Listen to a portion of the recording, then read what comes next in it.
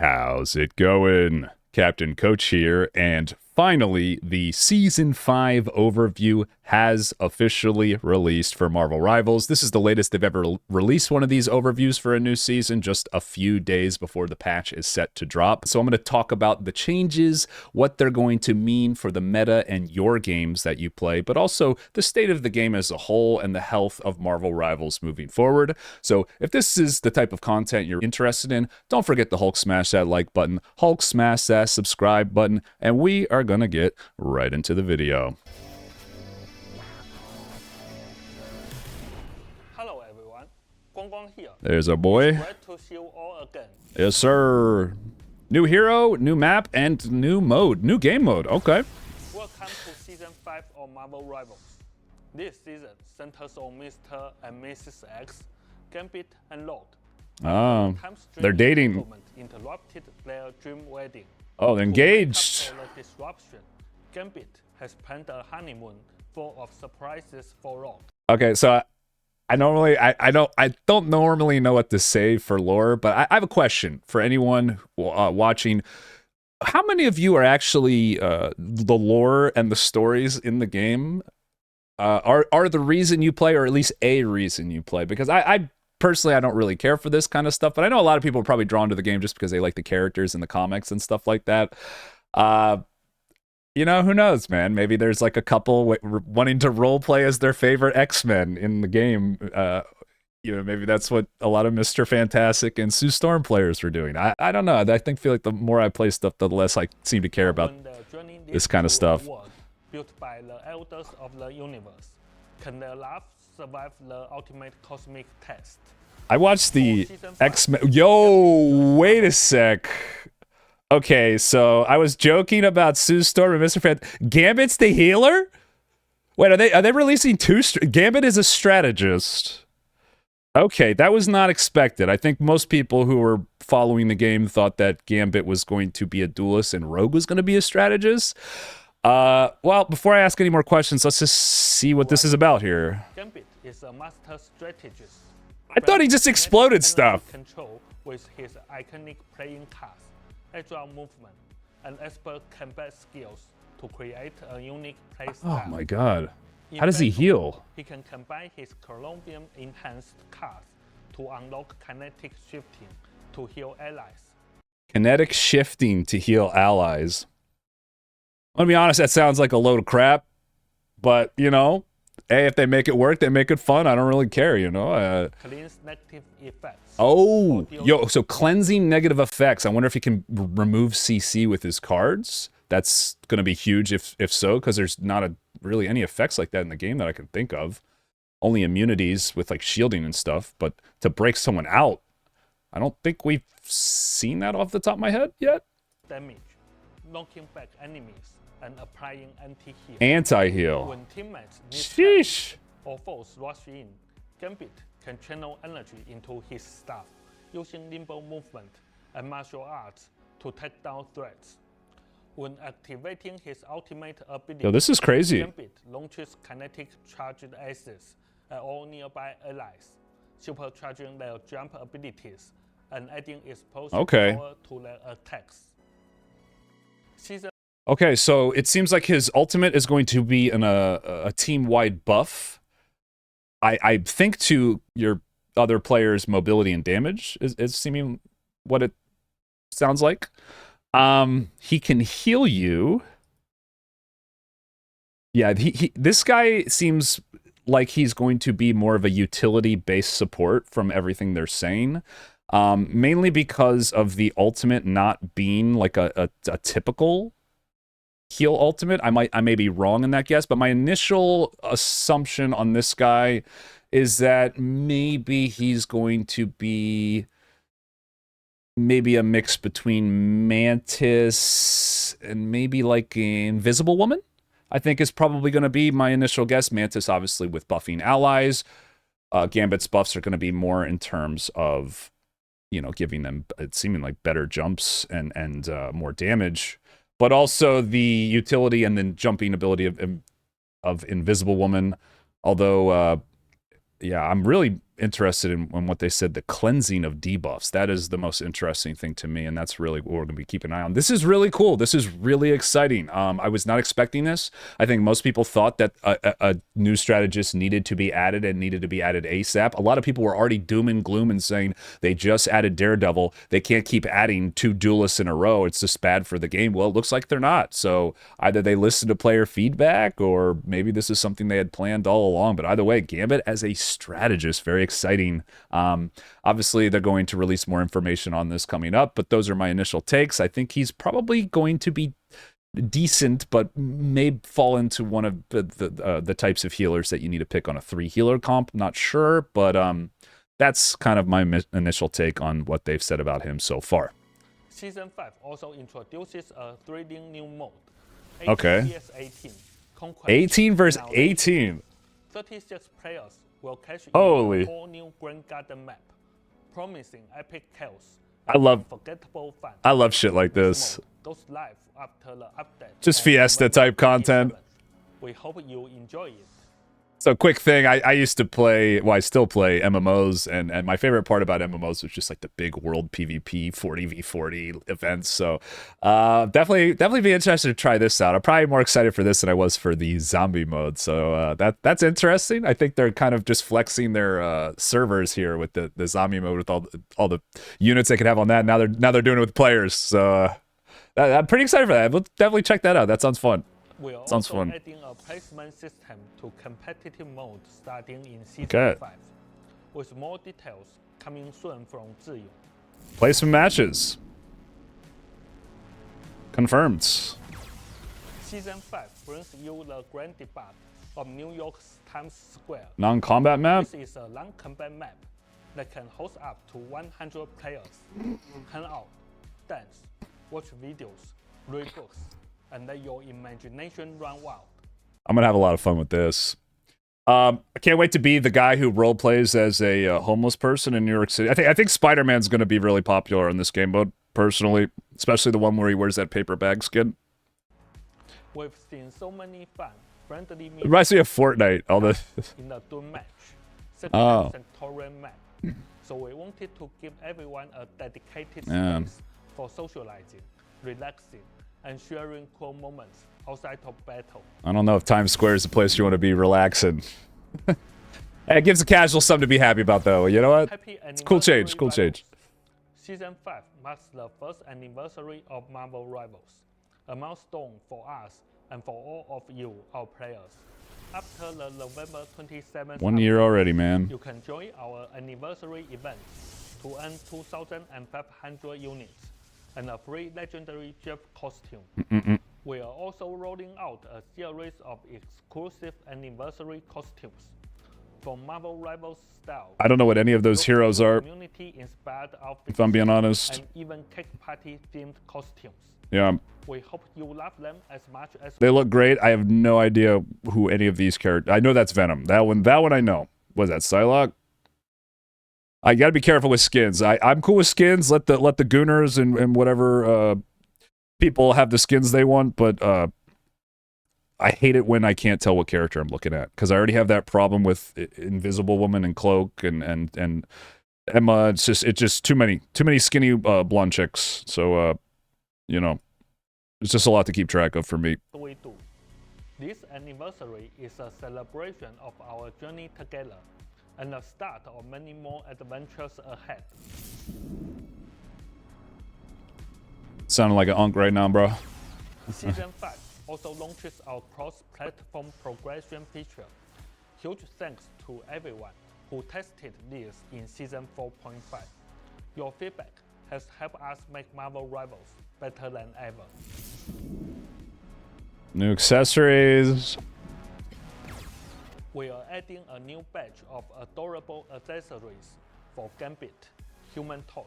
I normally don't care about this stuff, Phoenix, but one of the Loki, older Moon Knight, and Star-Lord. overviews I did, someone gave me crap for skipping over these parts of the video, like all the accessories and fun cosmetic stuff. Season 5 rotates in 10 new costumes and MVPs for verified college students. So I just go over it for the people who If you are in care. college, Make sure to verify But I'm gonna with be your honest. school email and claim these awesome perks.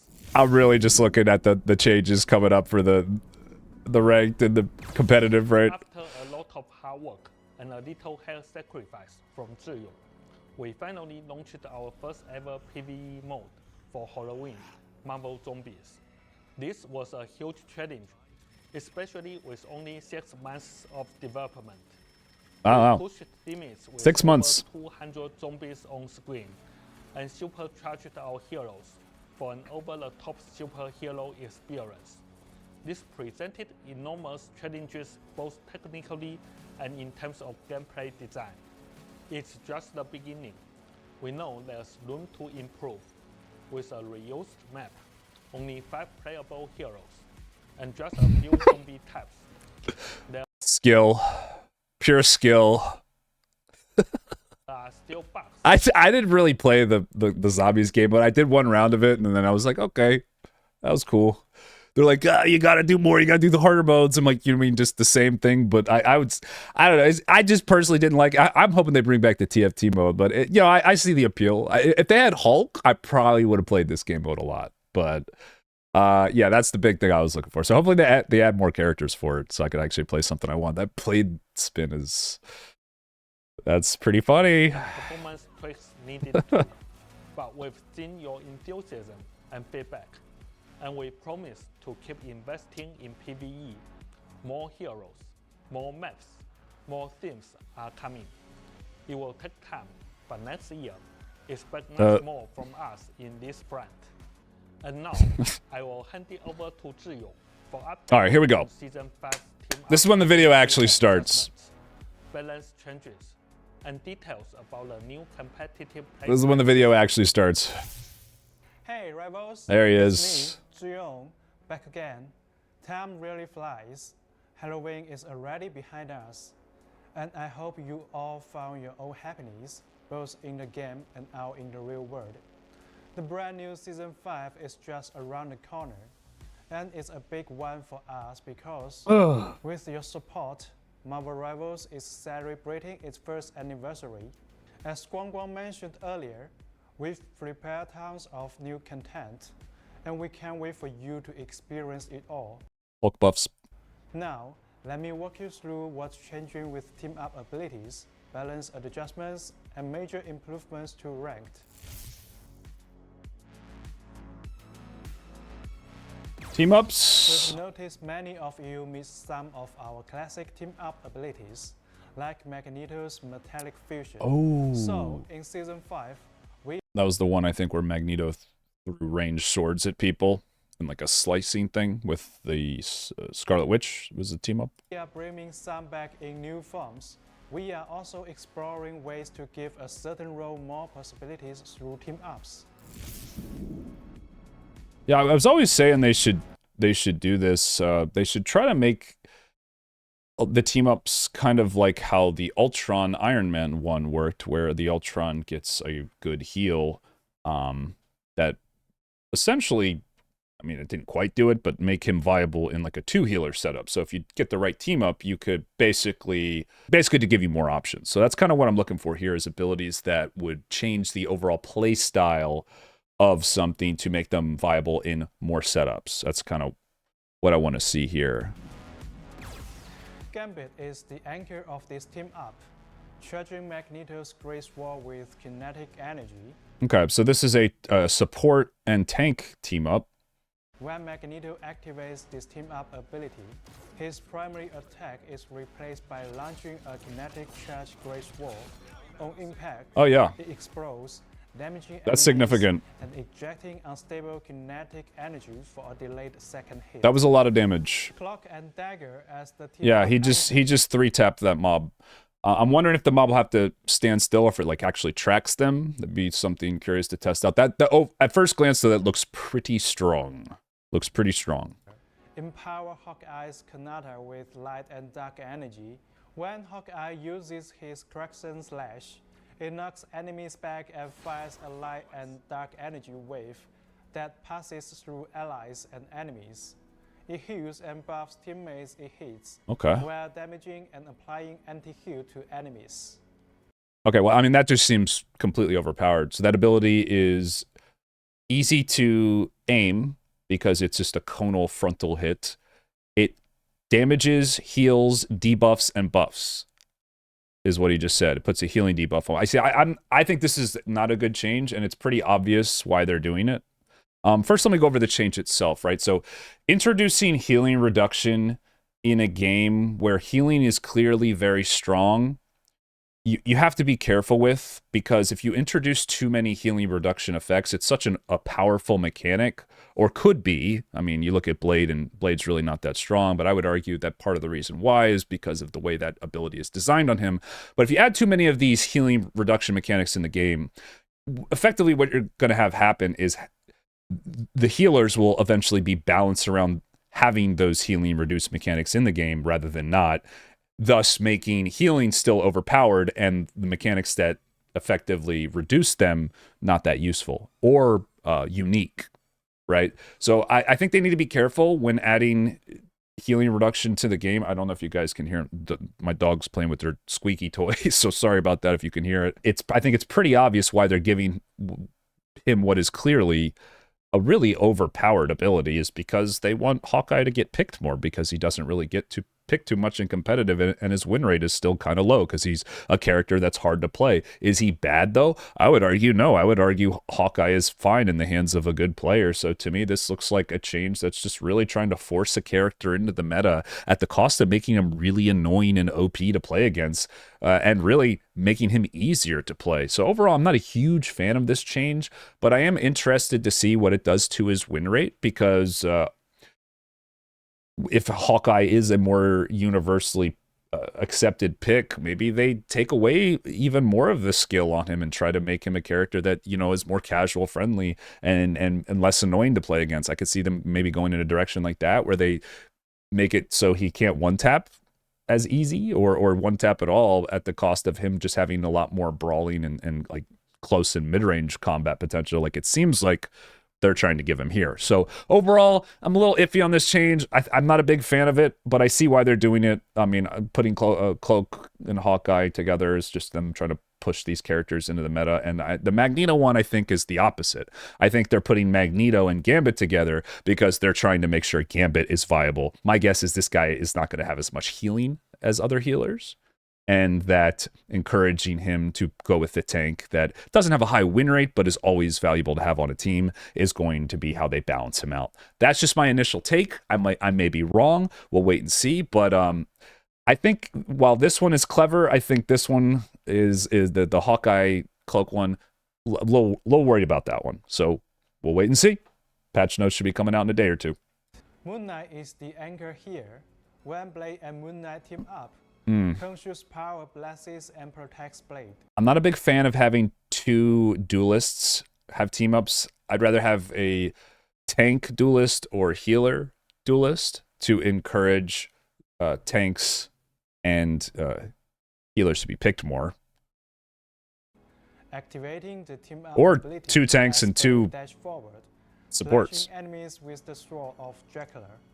At the end of the dash, Blade unleashes several quick sword strikes, each launching a Moonblade projectile that bounces and damages enemies. Is this an extra dash, or is just put on top of his normal dash? It appears to be an extra dash. Slashing enemies with the sword of Dracula. At the end of the dash, Blade unleashes several quick sword strikes, each launching a Moonblade projectile that bounces and damages enemies. They're really trying to push Blade towards more of a melee direction, even though the way he's best played currently is 90% at a range. I've talked to one of the top Blade players, and he says the biggest issue with Blade is just that he's really buggy right now. So I don't know if giving him something like that is going to make him more viable. Obviously, I feel like it's going to help, but to be honest, I don't think it's going to matter too much, but it may make Blade OP. I don't really know. I honestly, I don't play a ton of Blades, so Blade and Moon Knight doesn't seem like a very good combo to begin with. So I don't think this is going to make him over the top. This team up actually seems kind of balanced, and I think Blade players are probably going to enjoy using it. It does look kind of fun to use. Enemies. So I'm okay with that one, I think. Lunar phones and Operation Microchip are being retired. Magneto Okay. is being removed from mental projection. And Hawkeye is out of cheering. Yeah, see, Magneto getting removed from this one is actually pretty big nerf for him, unless the damage on that Gambit one is worth it, which honestly, it kind of looks like it is. So, yeah, I mean, needed change. Assault. Primal Flame is seeing the addition of Black Widow. Black Widow's bullets can now be empowered by Phoenix Force, letting her switch between regular and Phoenix bullets in combat. Phoenix bullets heal allies and damage The common heal bullets. enemies in an area, but can't Yep. crit against enemies. Everybody knows bullets heal you guys. Everybody knows that.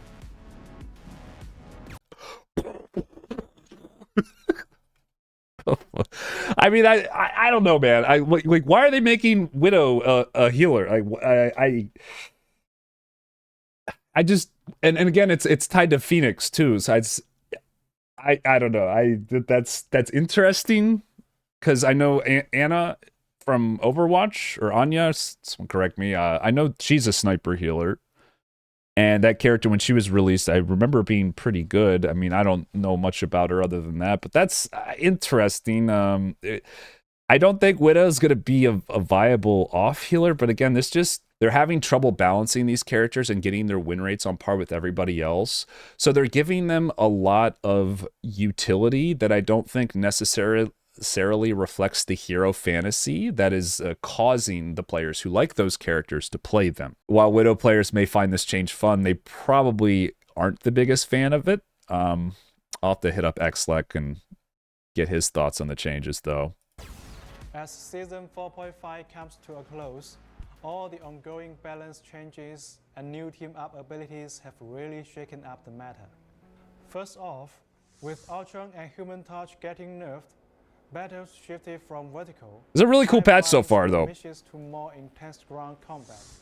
This made it a bit easier for players to process information during matches. Some really interesting changes. With Angela and Daredevil joining the roster, there's now a bigger emphasis on awareness, teamwork, and positioning.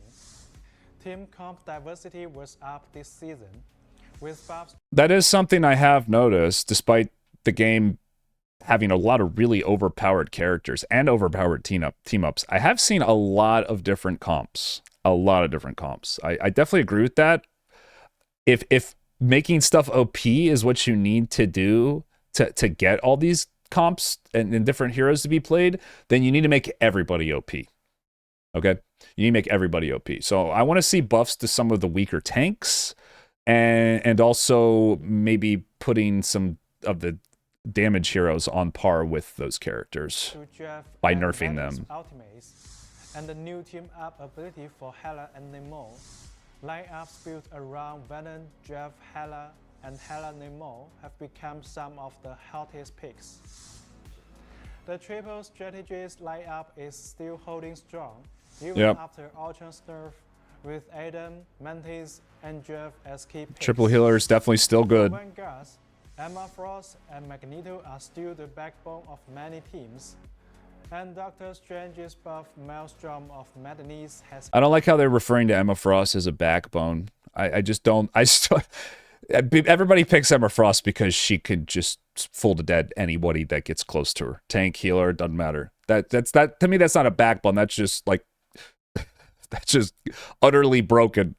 I would say Magneto. Yeah, Magneto's more of a backbone. Made him a solid choice. Venom, Captain America, Angela, Penny Parker, and Groot also stay competitive. Among duelists, Phoenix and Black Panther are no longer as dominant after several rounds of adjustments. Phoenix is still pretty good. While Hela is back in the spotlight. VP I don't see too much. Psylocke, Namor, Winter Soldier, and Moon Knight have all been performing well. The new hero Daredevil, along Psylocke performing well is an understatement. I'll just say that. With Iron Fist and Magic. Yeah, Iron Fist. The dive is really good right now. Dive is really good right now. throughout this season. With flying heroes taking a backseat, duelist picks were more varied and flexible than ever. And for strategists, Jeff, Invisible Woman, and Mantis continue to shine, whether it's Jeff providing flanking pressure and support, or Invisible Woman and Mantis leading the charge. It's nice that they have a Giga Chad coming to the support lineup. I wonder how many more people are going to play the role because Channing Tatum plays Gambit. Who knows? Strategists are now playing a bigger role in breaking through enemies' lines and helping their teams succeed.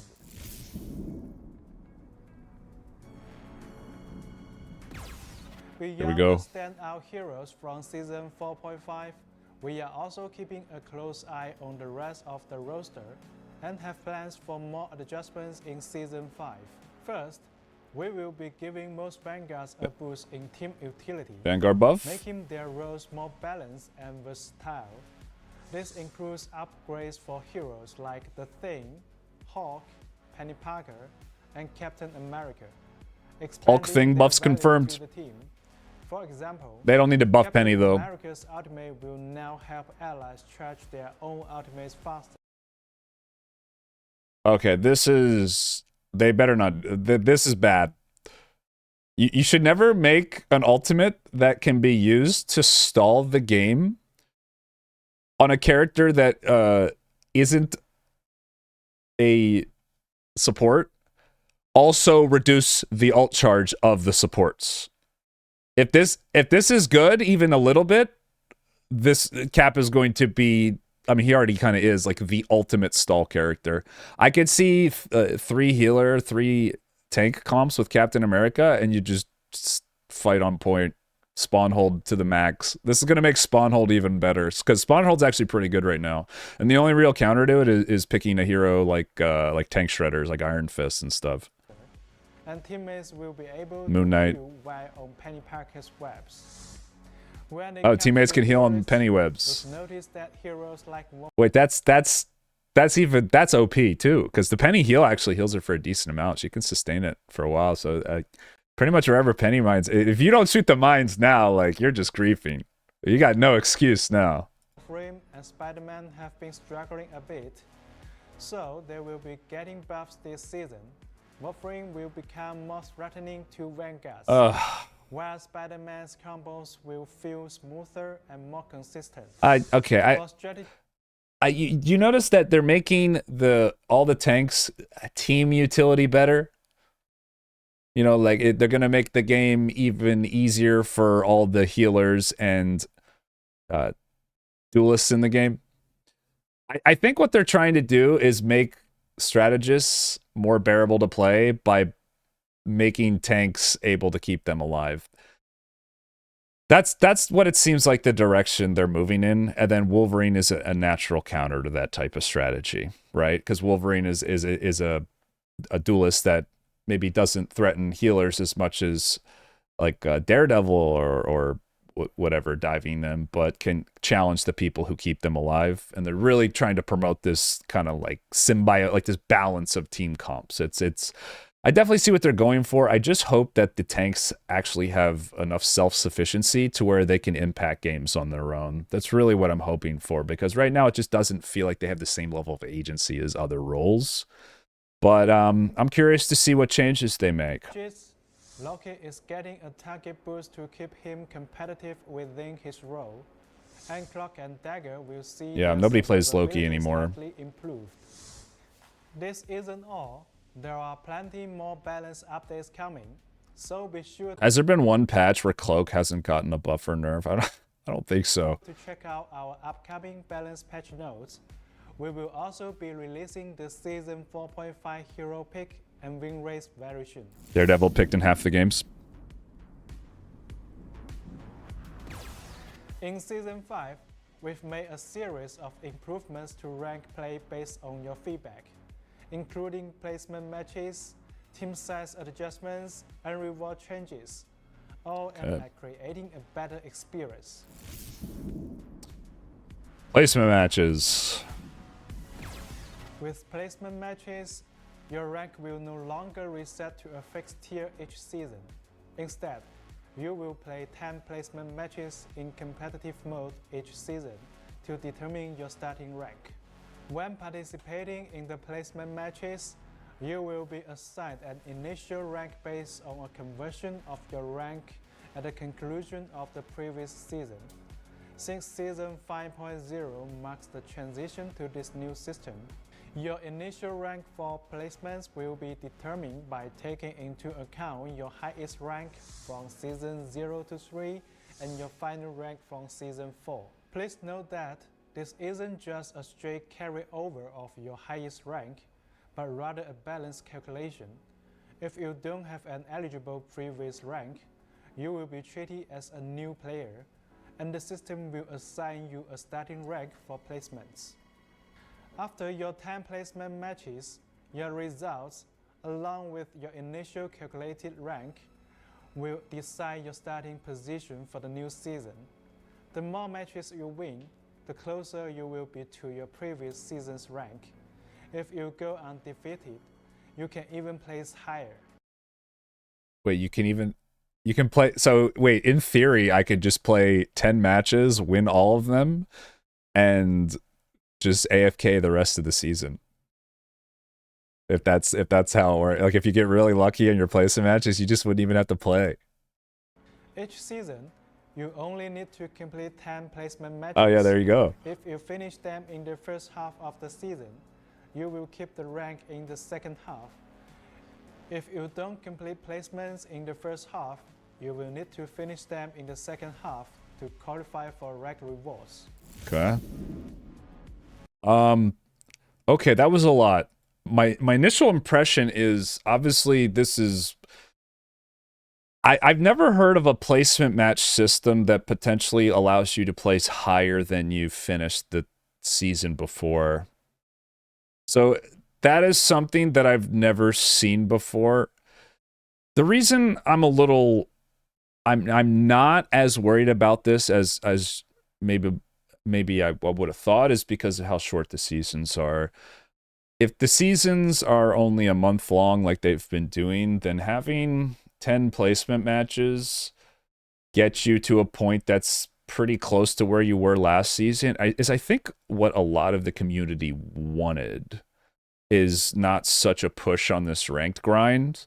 I mean, I have a bunch of alt accounts that are all just bronze 3 because I haven't played them in 2 or 3 seasons. Just because, and every season they just get demoted 9 ranks until they're all just. So I have a bunch of bronze 3 accounts, just right, because it's just too many games you have to keep up with.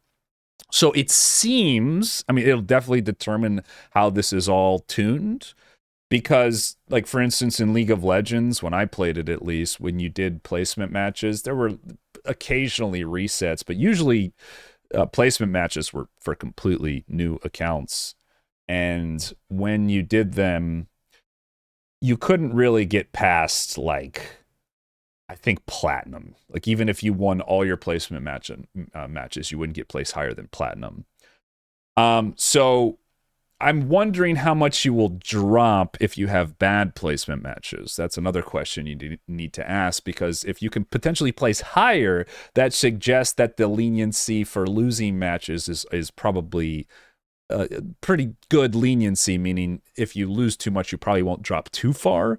But if it is for whatever reason, and I wouldn't be surprised if they did that because of how set just the initial ranked system is on, like, getting you to grind, you better watch out, because if these placement matches are really punishing, and let's say you lose 9 out of your 10 placement matches as a Celestial player, maybe it drops you down to like silver or something like that. So what I'm really looking for is if they get rid of the ranked curve that they have, where you get way more points at lower rank and way less at higher rank, and see if they make it more linear. Because if they did that, then this system would make a lot more sense, but who knows? So this, just for anyone out of the loop on how placement matches work, this doesn't answer a ton of questions, but it's probably overall a good thing that they're adding it for the game long term, because at first glance it seems like they're making the game less grindy overall. So that's the main takeaway you need for this. In the second Overall good, but could be bad.